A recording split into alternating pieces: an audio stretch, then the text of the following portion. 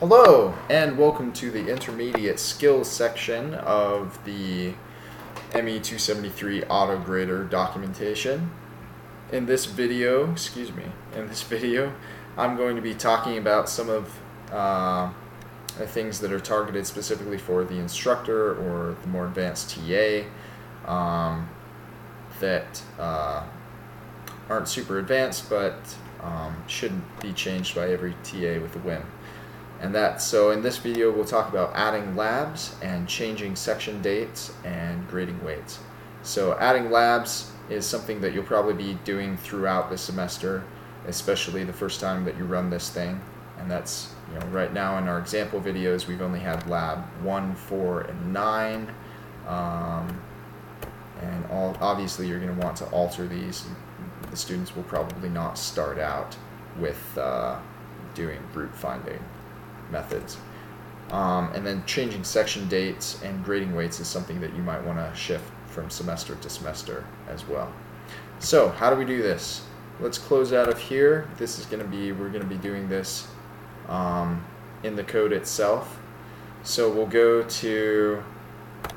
navigate to where the AutoGrader program is. We'll go to AutoGrader Core. This is where all of the functions that the AutoGrader uses are stored, and the function that you're going to want to look up is lab setup file.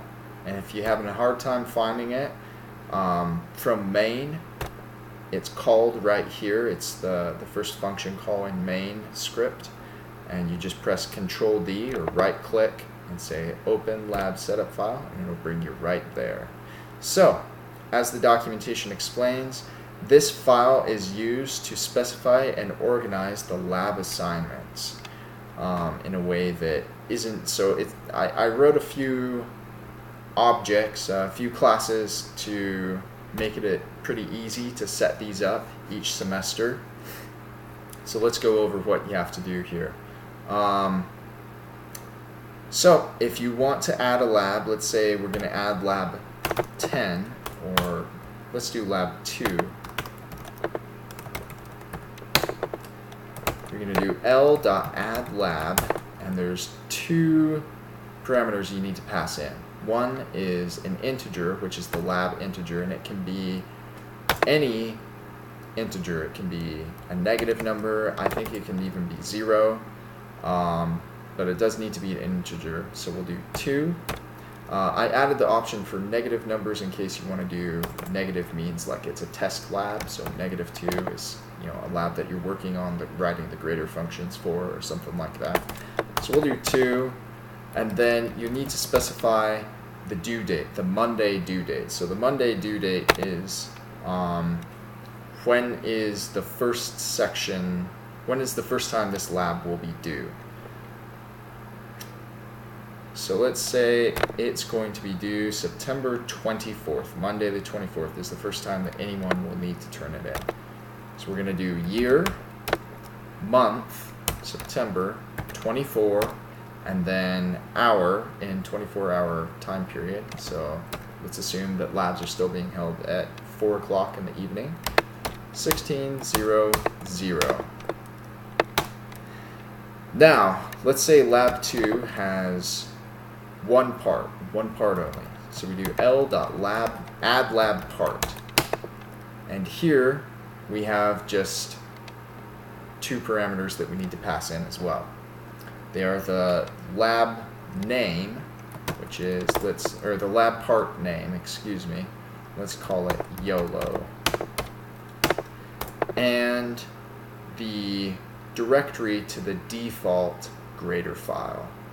Now, the way that this is set up is we have in our AutoGrader Core folder, we have a subfolder here called grading functions, and if you go into it, we have subfolders within that for each lab, and within that is contained the default grader files. Now, if you remember from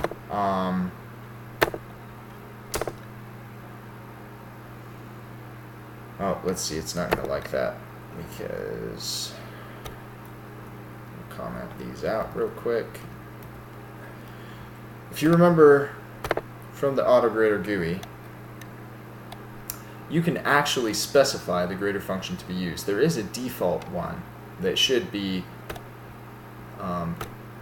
specified here when you create the lab, but you can override that in the GUI if you need to by clicking on this, and if you accidentally erase it, just restore it with default. And that's for if you're wanting to test a new grader function or try some changes or whatever, then you need to be doing. That gives you the flexibility. So here is where you actually specify this default function. What you need to put is, if you've got the function just floating around in this folder, grading functions, you just put the name of the function. So YOLO grader.n. That's all.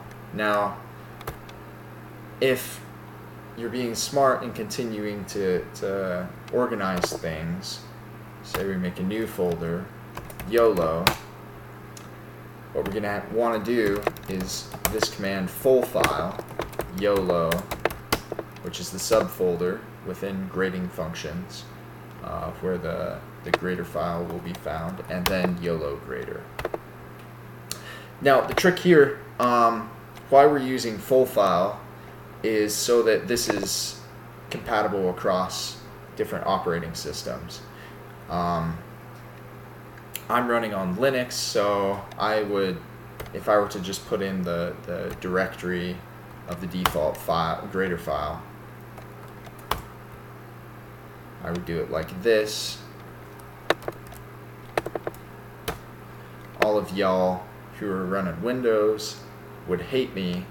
This would throw an error when you try and run the AutoGrader, when you try and hit grade, because Windows expects directories like that. So full file is MATLAB's way of getting around that. Depending on the operating system, it will just automatically fill that in. Oops.